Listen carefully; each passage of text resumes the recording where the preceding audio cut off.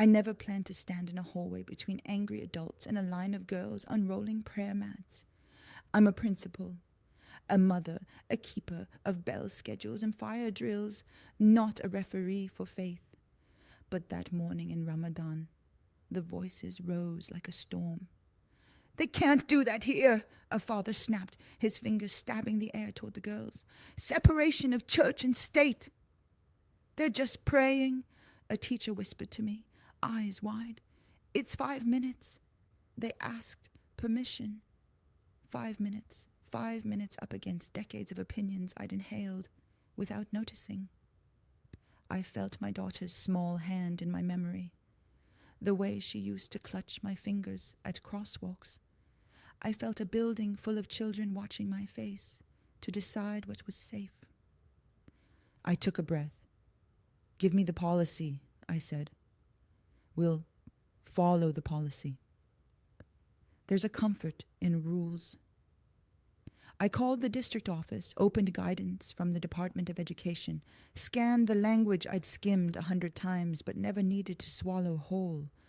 Students may pray individually or in groups during non-instructional time, so long as they don't disrupt instruction or infringe on others' rights. My heartbeat slowed. I walked back to the hallway where the girls waited by the stairs, mats folded like promises. "You may use the counseling room for prayer during lunch," I said, voice steady. Quietly, respectfully, and with the door propped. "I'll supervise the first week. Anyone who has concerns can speak to me." The storm thinned to drizzle. Some people rolled their eyes, a few grumbled. One girl looked at me with relief so pure I wanted to apologize for not knowing this mattered so much. That afternoon, I stood by the counseling room as they prayed.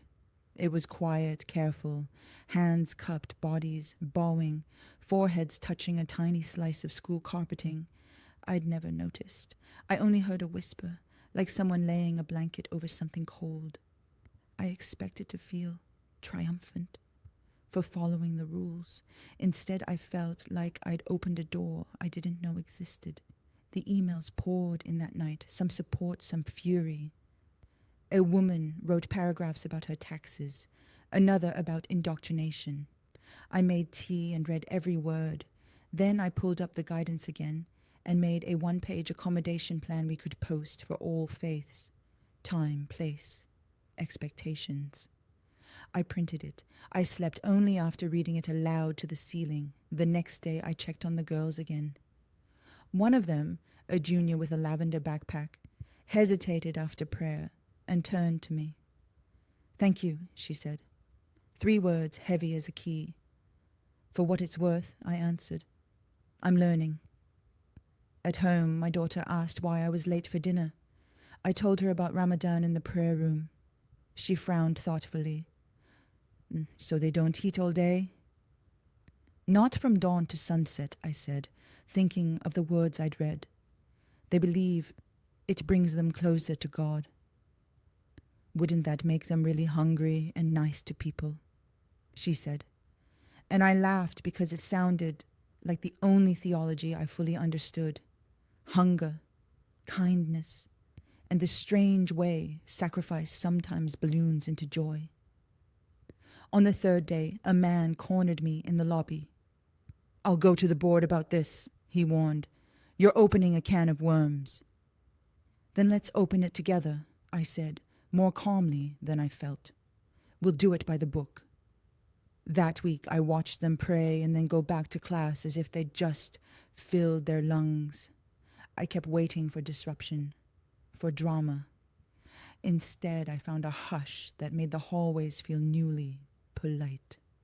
I caught myself timing the prayers with our bell schedule as if I were weaving them into the day's spine.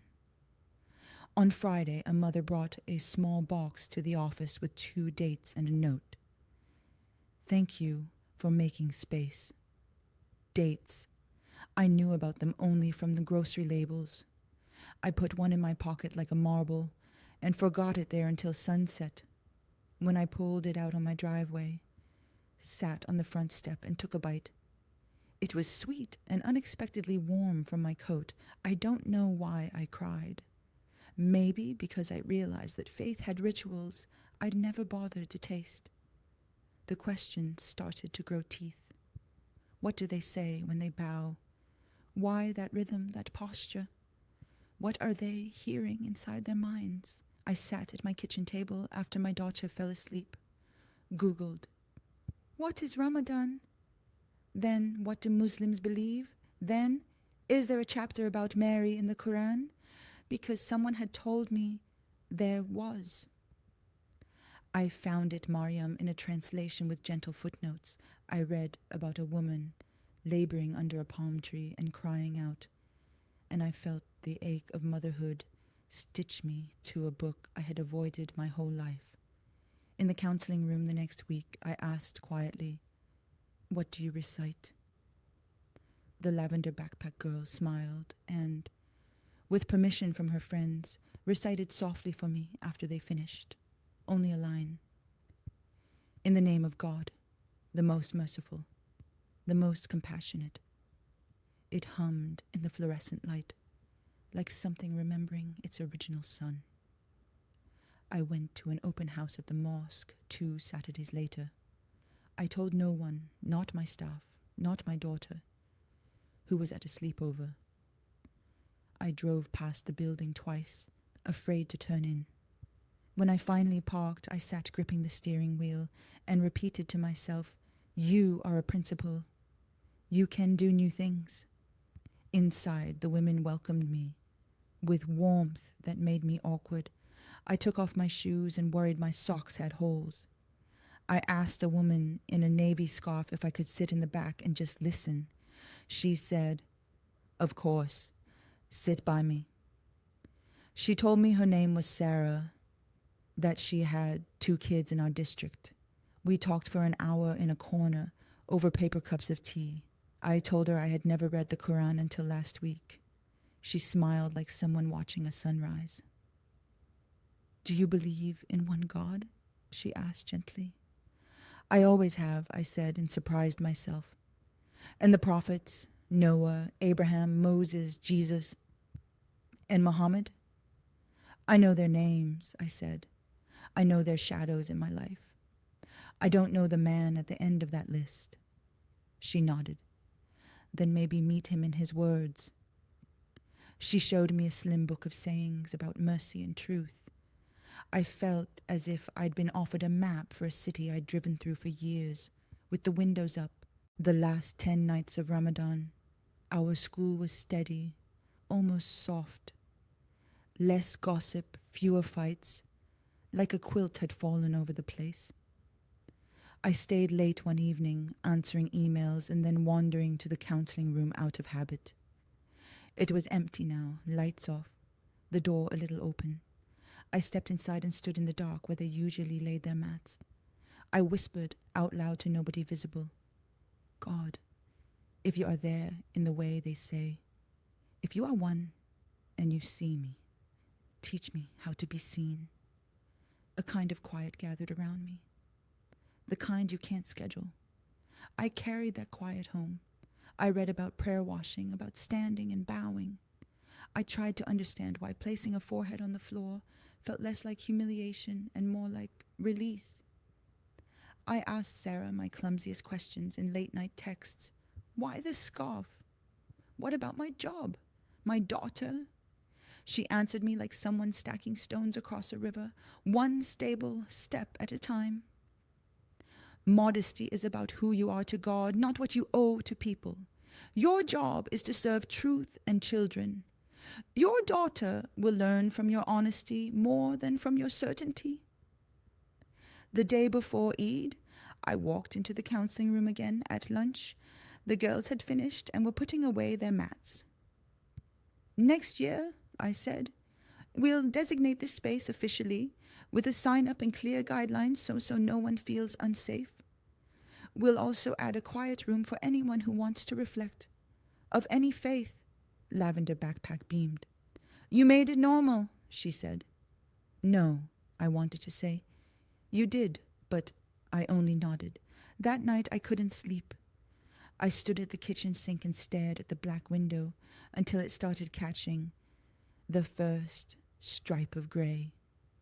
I thought about the hallway, about the accusations and the rules, and the way the prayer room had made the building kinder. I thought about Mary under the palm tree and the date in my pocket and the sentence that wouldn't leave me. In the name of God, the most merciful, the most compassionate. I picked up my phone and texted Sarah, "I think I'm ready." Her reply came so fast it felt like she'd been holding the words, "I'm on my way, or we can do it by phone." I typed, "By phone. I don't want to wake my daughter." She called. "If you believe what we said, one God without partners, Muhammad is his messenger, you can say the testimony now. It's simple. It's everything." "I'm afraid," I confessed, my voice small. "You're a mother," she said. "You already know about stepping into love without guarantees." A breath, then another. The refrigerator hummed like a witness. I said it in English first because my tongue wanted to understand every corner. I bear witness there is no God but God. And I bear witness that Muhammad is the messenger of God. The words didn't explode, they settled, like furniture finally moved into the right rooms. I repeated them in Arabic after her, careful and slow, syllables like round stones in my mouth. When I finished, nothing around me changed, and everything did. The room was the same, I was the same, but I could feel a line drawn, gentle as a mother's hand, on a fevered forehead. Here is home. I cried. She cried. We stayed on the phone while I breathed through 100 memories unspooling. The hallway, the policy page, the tiny bows of girls who looked like my students and also like my teachers. The next morning was Eid. I drove to the mosque in a plain scarf I'd found in my closet, hands shaking around the steering wheel. I stood in the women's prayer hall and watched lines form, bodies moving like a tide I'd always noticed but never entered. I didn't know the exact words. I still felt like a principal among professors. But when they bowed and placed their foreheads on the ground, I did too, and it felt like I had been heavy for years, and suddenly remembered that I could put the world down. Back at school, I didn't announce anything. I didn't wear a banner. I kept doing what principals do, answered emails, scheduled assemblies, visited classrooms. I tightened our accommodation plan and added language about kindness. I told the board calmly that our job was to teach, to protect, to make room. When someone asked me why we were catering to religion, I said, "We are teaching our children how pluralism works. We are showing them how the First Amendment breathes." In the hallways, nothing and everything had changed. The girls still prayed. I still stood near the door sometimes, not as a god anymore, but as a witness. A teacher who had yelled that first week stopped me outside the copy room and said, "I was wrong to shout." I said, "Me too," in quieter ways. One afternoon, Lavender Backpack found me in the stairwell. "Miss," she said, "you seem happier." "I am," I admitted. I found what I was looking for without knowing I was looking. At home, I told my daughter the truth. I made pancakes and poured syrup in the shape of a lopsided heart and said, "I became Muslim." She stared at me, fork in midair. "Does that mean you won't eat dinner with me?" she blurted. I laughed and cried at once. "It means I'll be more present at every meal we share. It means I'll try to be kinder even when I'm tired. It means I'll make mistakes and ask God to help me do better." She slid her plate closer to mine. "Okay," she said slowly. "Can I come to the mosque open house next time?" I nodded, too full to speak. Sometimes I think about the man who threatened the board. I wonder if he knows he pushed me closer to God with every angry word. the way resistance sometimes polishes a stone. I think about the date in my pocket, warmed by my own body until it felt like something given back to me. I think about how I had been a hallway for so long, letting people pass through me toward their plans, until a handful of girls unrolled mats and taught me that a hallway can also be a place where you meet the exact shape of your need. I'm still a principal, I'm still a mom. I still worry about attendance and budgets and the mysterious way teenagers can smell fear. But now, 5 times a day, even if only in my heart between bells, I stand, I bow, I put my forehead on the earth, and I say thank you to the one who saw me when I thought I was invisible. And when the lunch bell rings and the girls file into the counseling room, I don't stand at the door anymore. I walk past with a stack of papers and a quiet smile, and I let the silence do its work.